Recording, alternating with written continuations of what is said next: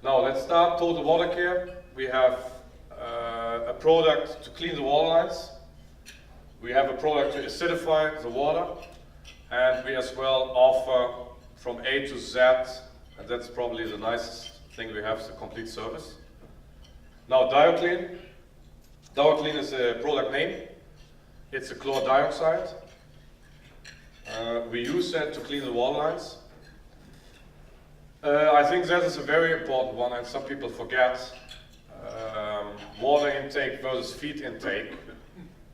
I try to make it as high as possible with the water, so it might be 1 to 2.5. I took 1 to 3.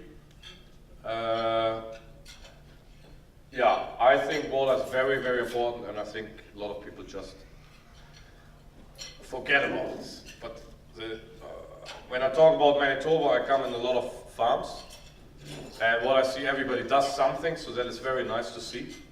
And I think hopefully we can help a little bit to even improve that. That's why I'm here. This is what we see, what I see almost every day, the top picture.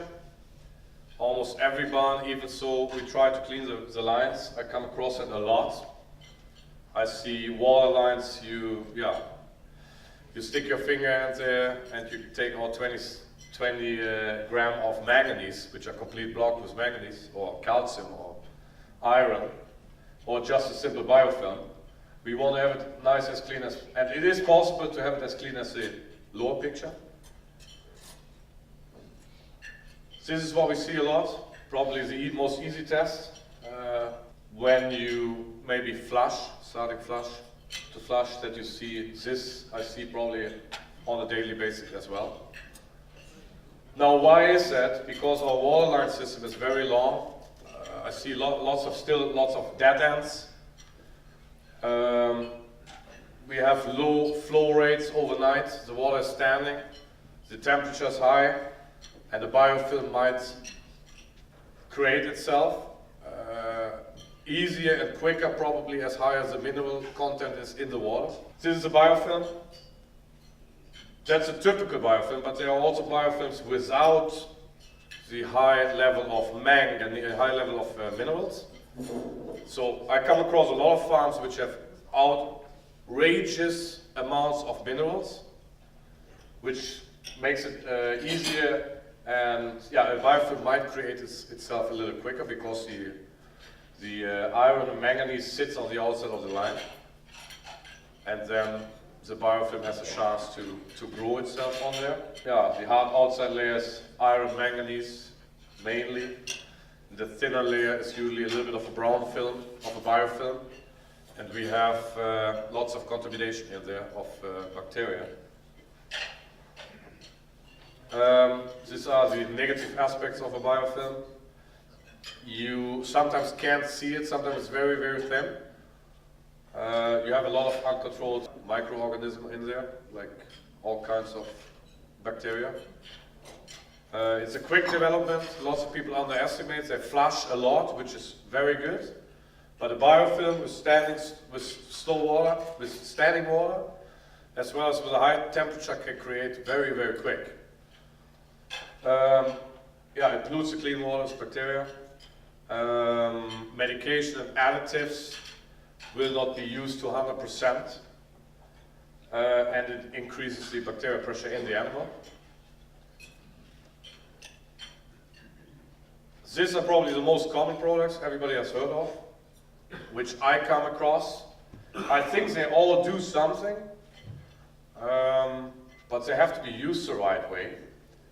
I talk about, yeah, maybe on the next page you see a little better. I made a comparison from these products, hydrogen peroxide, chlorine and chlor dioxide. Our DioClean is chlor dioxide. Now, and I probably circled the most important one. So when we go to chlorine, everybody knows that when you put chlorine in the water, you will taste it at the end of the water line. As well, chlorine is your typical disinfectant. It does not take out a biofilm.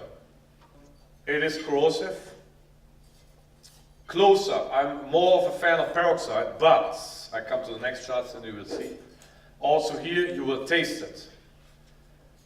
When an animal might taste the product in the water, you might not get the water intake.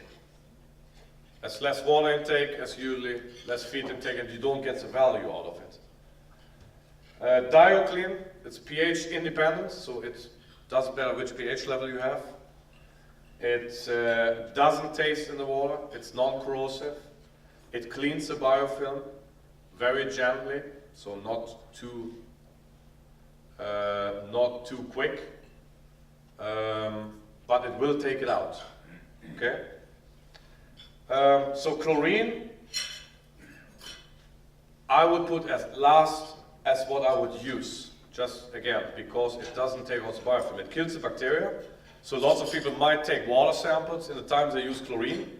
They might look good, but it doesn't give you a guarantee the water line is clean. Peroxide usually is a very strong product.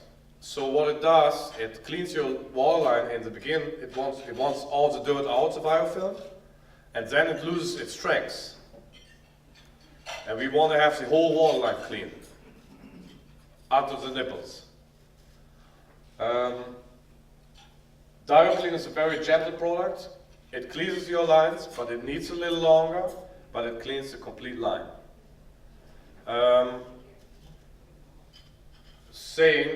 Tim takes it over from here with the acids. But for acid, to make acid works to 100%, you need a clean water line. Because an acidifier, no matter what, wants to kill bacteria. So it starts working already in your water line into the biofilm instead of going into the gut of the animal. So we want first a clean line. It's the same thing like cleaning crates.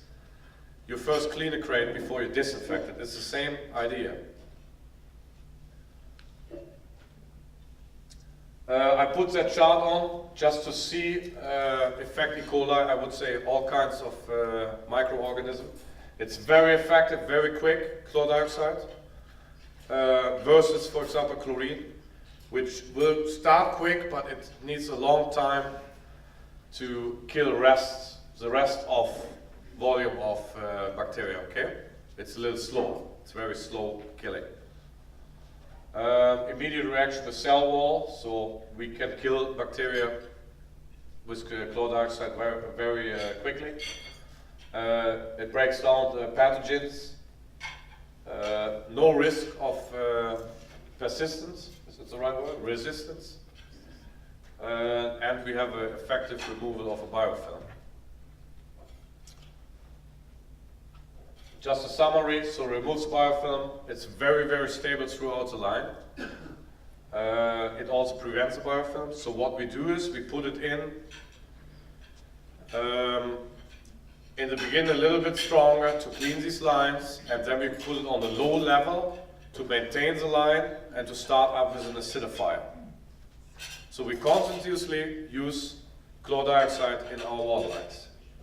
It removes iron manganese deposits. So when you have a lot in the line, it just cleans the outside of the line, so the chance to get a biofilm is way lower. Nevertheless, when you have big problems with minerals, you want to ensure to get them out with filters or our own machines. Yeah? Again, it's pH independent. It's also a big advantage. It kills bacteria immediately, and you can't taste it. That's probably the biggest advantage. You clean the line without changing the taste. You actually improve the taste. Because as cleaner you get that line, as better the water will taste. I have seen water intake going up just through having a clean line, without an acidifier. And that is what it should do. Now, this one I round up, but I start already a little bit. We have a unique concept. What we do is we usually, when we start with chlorine dioxide in the barns, we ask for water samples to just see the mineral contents. We go into the barns, we check these lines, and we show the producer how they look like. So even when you don't buy anything, it's not about buying, we want to have a result. My passion is the result at the farm, not to sell them anything. This camera shows you exactly how the wall lines look like. We cut some open, we check them from the inside. And then you see, instead of taking a water sample, you see how your wall line look like. Okay? There are 3 pumps available. Also, I round that up at the end of the presentation again. What we do offer next to checking the water lines, making a drop test, I take it a little bit up front. Making a drop test, we offer also a complete system and a complete customer service to take care of the running pumps. The customer has to set them up, so I don't have anybody who comes out to set them up, so that comes from the customer. But again, we have customer service, you can call anytime if there are any issues with pumps. And we usually follow up. So DioClean, chlorine dioxide, comes in the powder form. You premix this into water. You leave the solution for some hours, and then you suck it on over the water. So what we do is the first 42 days we go on a higher ratio to clean these water lines, which is usually 300 ppm. It's similar like 330 milliliter on 1,000 liter of water. And then we go to a maintenance, and we start putting in, usually, if you're interested, an acidifier. When additives or medicine is used in between, we shut off the pumps and shut them on afterwards on a higher solution to clean it up again and to keep it clean, okay?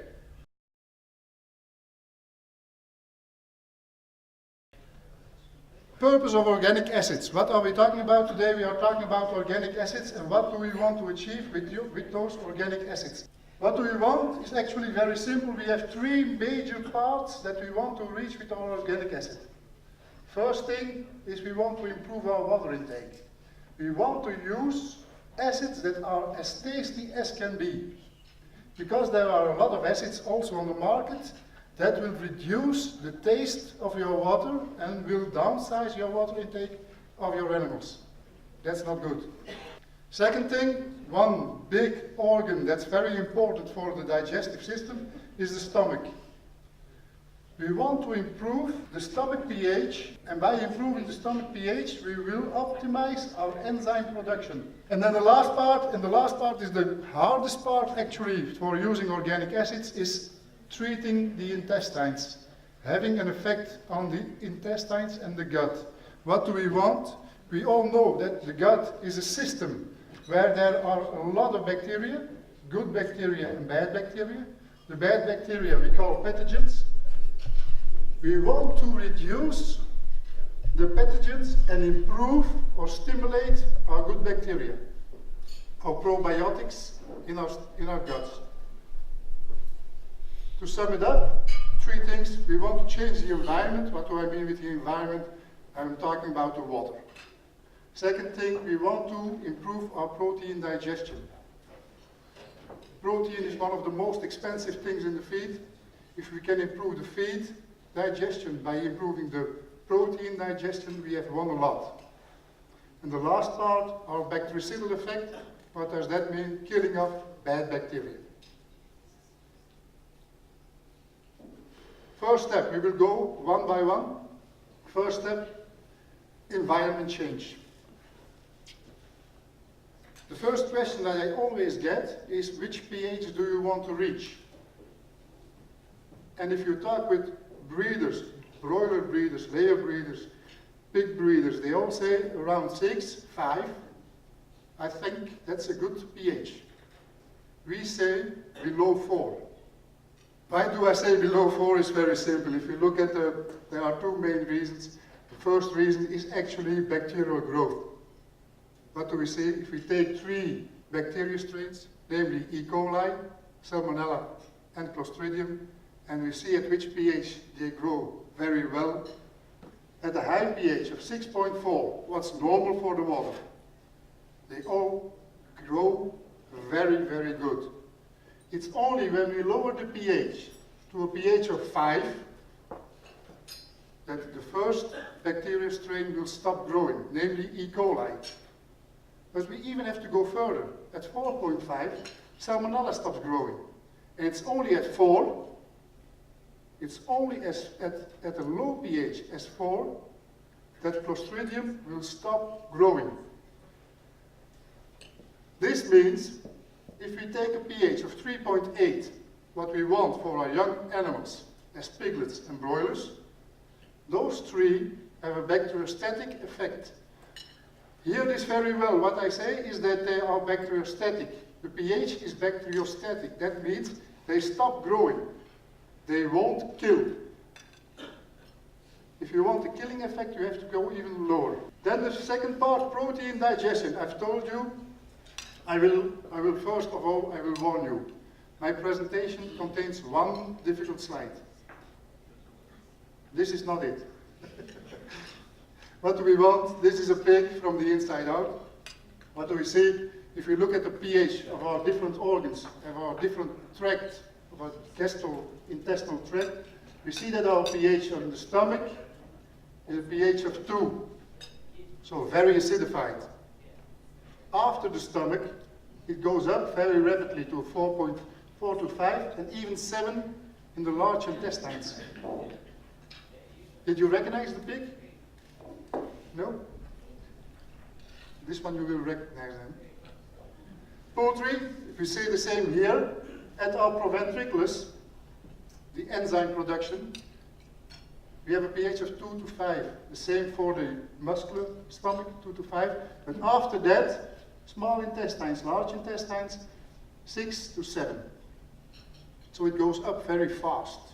Why is this stomach pH so important? What's the main reason that the pH of the stomach is so low? It's because we want to have an enzyme named pepsin. And pepsin is actually the enzyme that breaks down protein. And protein, if we break down protein, the protein becomes available for the animal. If the stomach pH is too high, the process of making pepsin is very poorly. The lower the pH, the better the pepsin. That means if the protein is broken down and is available for the animal, it's no longer available for your pathogens. If you take very good digestible protein, you will have less problems with bacterial growth, with bacterial explosion, with dysbacteriosis in the gut. So the better we make the animal digest the protein itself, the lower the bacterial threat will be in the intestines. Last part, bactericidal effect. We have two bacteria, two kinds of bacteria. We have a gram-negative bacteria and a gram-positive bacteria. The acid that we are talking about today will have a very good effect on gram-negative bacteria, namely coli and salmonella. Gram-positive bacteria, what do you think about, is streptococcus and clostridium. Do not make the mistake, they will have an effect, but not directly on killing off those gram-positive bacteria, but rather the protein digestion. How does an organic acid work? If you look at the structure of an organic acid, it has a hydrogen atom bound to it. But it can give this hydrogen molecule free, and this is what rests. We have to have the complete acid to be bactericidal. To kill off bacteria, we need the complete acid. Take a very good look here below. Inorganic acid will not enter the bacteria. Please remember that inorganic acids will not have a bactericidal effect on bacteria, neither on gram-positive or gram-negative bacteria. We need complete organic acids to kill off bacteria. But what is the problem? If we look at the structure of our gastrointestinal tract, and I've told you after the stomach, the pH will go up from 4 to 7. The red line that you see here is the complete acid. The complete acid that we need to kill off bacteria. Here below you see the pH levels. We've said that the pH in the intestines are 4. Red line is complete acid. Here you see that in the intestines we don't have any more complete organic acids. So Tim, that's a very nice story you're telling. Organic acids are good, will kill off bacteria in the intestines. We need complete organic acids. but we don't have any. How will we fix this? There is one, for Canada at the moment, we have one organic acid that will kill off bacteria in the intestines. And that's a very important one, that's lactic acid. Lactic acid has three major benefits. First of all, because of this process, natural esterification, it is still able to kill off bacteria. What does this natural esterification mean? One lactic acid meets another lactic acid, they go together and they keep their strength. Second thing is, we said that we want to improve our water intake. Lactic acid is the most tasteful acid that we have. So if we add lactic acid in our organic acid mix, we will have a tasty product. And last one, it's not on the sheet, but I will mention it. Last one, if you look at your gut wall, your intestinal gut wall, there are two organic acids that give a lot of energy to have a good intestinal wall, namely lactic acid and butyric acid. So if we give lactic acid, we have also a reparative effect on our gut wall and our villi. Just a small figure of how it works. Here you see gram-negative bacteria, E. coli, at a high pH, so no more complete acid, no more complete formic acid. Blue line, I will explain the axis first. Here we see generations per 4 hours. What does it mean? During 4 hours, our one E. coli bacteria has the time to grow. If the number of generations is 7, that means that one bacteria can multiply 7 times. Does this mean that one bacteria will become 7 bacteria? No. This means that one bacteria will become 2, 4, 8, 16, 32, 64, 128. I've written it on my hand. 128 bacteria. That means that one little bacteria of E. coli can grow out to be 128 other bacteria. Here you see the dosage that we have used of the different acids. Blue line, upper blue line, or inorganic acid. Phosphoric acid is an inorganic acid. What do you see? Totally no effect. You can raise the dose from 50 to 200 million nanomoles per liter, but you still see no effect on your growth of E. coli. Red line, formic acid. What do you see here? Formic acid will stop the growth, but will not kill off bacteria. Because if you kill off bacteria, you will have negative generations. Lactic acid, the black line, at 50 goes below 0, and here we have already -2 generations. What does that mean, -2 generations? That means that 4 bacteria become 2 bacteria, becomes 1 bacteria. So you go from 4 to 1. Here you see that lactic acid has still the capability, is still able to kill off gram-negative bacteria at a high pH. And we have the tastefulness, and we have the gut repairness. There's a lot of talk about, and well, I have to see that I pronounce it right, because RWA, the race without antibiotics. In Europe we had the same, and there has already been done a lot of tests in Europe. What does this figure show you is the number of studies, and what do you see when you use antibiotics? How much growth do you gain, and how much feed conversion do you lose? Antibiotics, 12 studies, 7.8 growth that you win, 3.2% of feed conversion improvement. Organic acids, you see here a lot of studies, 49, not as good as antibiotics, but they come pretty close. This will be the next step, I think, the combinations. And about combinations that we are talking about organic acids together with, for instance, essential oils.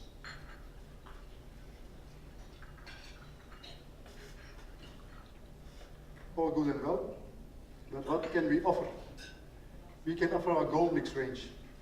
In our gold mix range, we are very open in what we are using. We are using formic acid, lactic acid, sorbic acid as a preservative, and sodium propionate as a buffer. Why is that buffer so important? It's actually the more acids we can give to the animal, the more soldiers we give against pathogens. It's not only the pH that plays a role, but also how many molecules can you get into that animal. So we want to have a change of environment. Hey, where is my... Okay, I will tell it without a slide then. What did we see? We first started with an acid in Canada. And our pH is, as I told you, you want to have a pH between 3.5 and 3.8, depending on the age of the animal and which animal we are talking about. 3.5 for sows and fattening pigs, 3.8 for broilers and piglets, weaned piglets. What did we see in certain regions of Ontario, of Canada? We saw that if we used 200 milliliters per 1,000 liters of drinking water, so only 0.2 liters, the pH dropped already to 3.6. Very, very, very soft water. At the 0.6 liter, we were at 3.4. That means that we cannot apply enough acid to the drinking water. We want a pH between 3.5 and 3.8, but we also want to add at minimum, at absolute minimum, 1 liter to 2 liters of organic acids per 1,000 liters of drinking water. If we cannot reach 1 liter or we cannot reach 3.8, it's very simple for us. We will not start. Because we know that if we cannot add the right volume or we cannot reach the right pH, we won't have a satisfied customer. So what did we do? We had our first acid, namely the gold mix pH. And then we made our second acid, namely the gold mix pH premium with extra buffering. And that means you can add half a liter extra to reach your optimum pH. And I think now, what is the ultimate purpose and why are we using our gold mix is change of the environment below 4, protein digestion. We help our stomach to reach the pH between 1 and 3 more fast. And we have a bactericidal effect, not because of the organic acids, but because of one organic acid, namely lactic acid.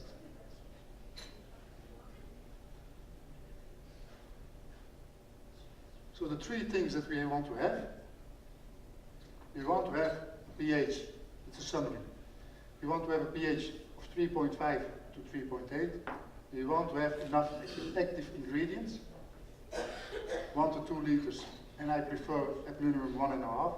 And we want to have a good taste that the piglets or broilers or sows or fattening pigs improve in water intake and improve in results.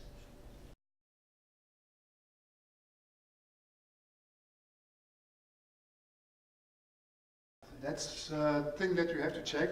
Your material has to be acid resistant.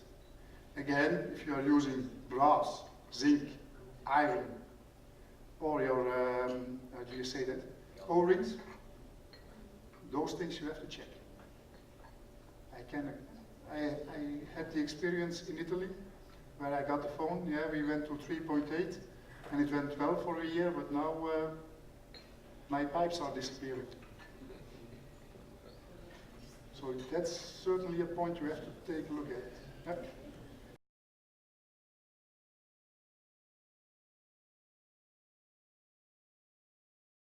Two things. We make a difference between gestating sows and lactating sows.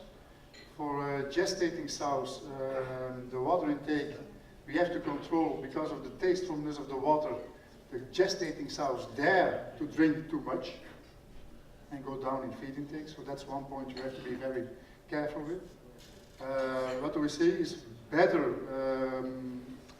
health, nicer skin, less rough, calmer animals, so more calmness in the stable. The other part, what's even more important, if you want to choose between the gestating or the lactating sows, I would always choose for the lactating sows. Why is that? Lactating sows, there are two major important things for lactating sows. That's first, infect their piglets. And if we can make sure that the lactating sows are infecting their piglets with the right bacteria, the piglets get a good start. And the second point is, if we improve the water intake of the lactating sows, what will they produce more? Milk. If they produce more milk, what will happen in the lactating departments? The piglets will grow better. And if you let them grow better, the effect will be that you have more weaning weight.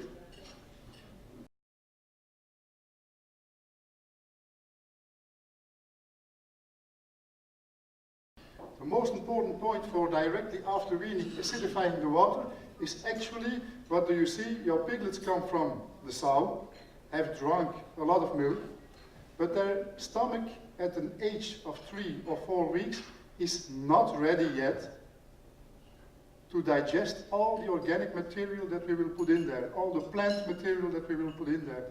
The enzyme production of the stomach will take at least 60 days of age to reach the optimum level.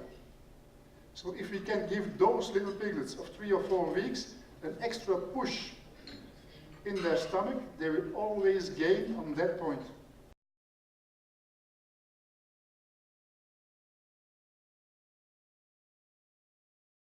If you have seen on the table that I've shown with the, can you go back to that, I think. Here we see an improvement of 2.6% on feed conversion rate. I will not say that it's always the case, because it's always dependable on what feed are you using. Is it already 90 to 95% digestible? It's very hard to improve that. For broiler breeders, you don't want that because you want to restrict them and you don't want to get them, let them get too big. That's true. But what do we see also with broiler breeders? Because we have done now, we are starting with Ross, and we are already busy with COP. How do you say that? The hatching numbers go up also because you get healthier animals. The one point I always make is that if you look at the acids, what are the acids? Are the acids a wonder product? No. I always tell it like this: you have your balance. At one end you have your thread, in this case coli. On the other hand, you have a few blocks you can put in there, and that's cleaning, disinfecting, digestibility. But acids can also have a very huge benefit. And if the scale is just in balance and you use acids at that point, you can completely strip them of coli.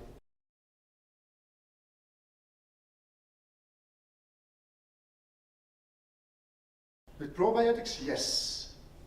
Why is that? Which are the probiotics mostly used? The mostly used probiotics are lactobacillus, lactic acid producing bacteria. And they have a very good resistance against acids. Why is that? Because they are producing acids themselves.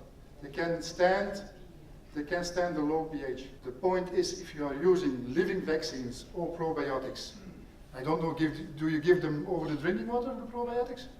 If you are using living vaccines or probiotics, those are living things. As Moritz has explained, dioclin is killing off. So your living vaccines or your living bacteria won't be living anymore.